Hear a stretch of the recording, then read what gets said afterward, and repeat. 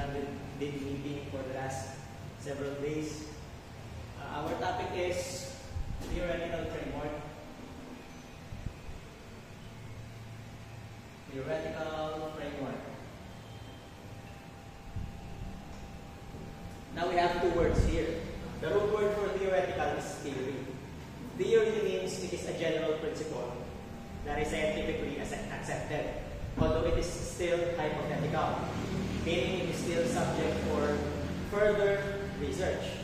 Okay? Our subject is practical research, that's why we will make use of theory or theoretical framework. Framework means design, structure. Now let's talk about this. I will give you examples and I will show you how to write it. Okay? Again, when you say theory, it tries to explain certain phenomenon. Okay? Let's say your problem. Of course, every research is based on a problem.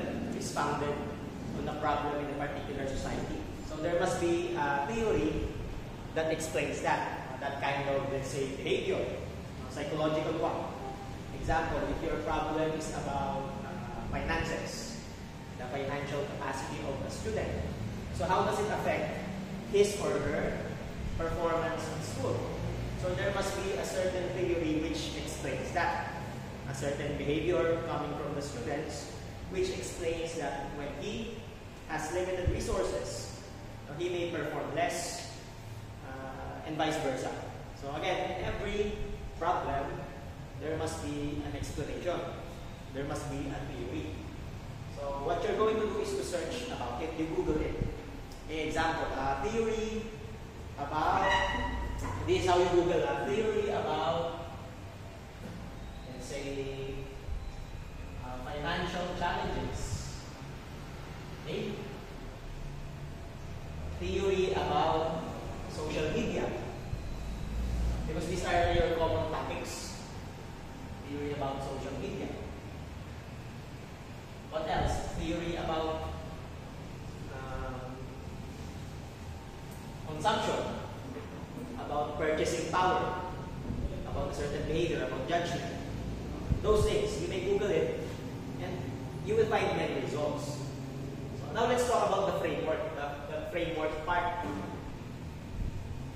When you finally have your theory, when you decide on a theory, it's like shopping. You decide for what best suits you or what fits your body.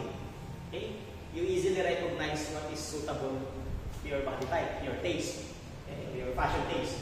It's like selecting the theory that is applicable to your research.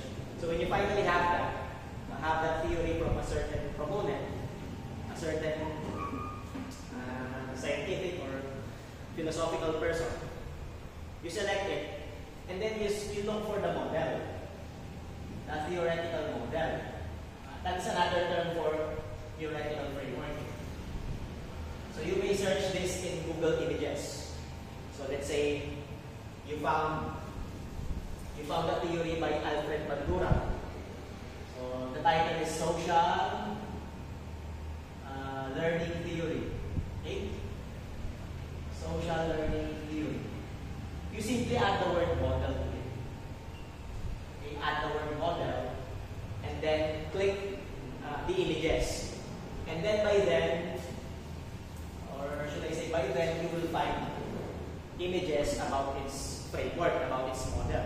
You will see graphic organizers. So graphic organizers are also important in research because it simplifies, it presents rationally the ideas in a simpler way. That is one of the purposes of writing, constructing graphic organizers. So now when you have your graphic organizer, example, attention, I forgot the order. Attention, retention, motivation, attention.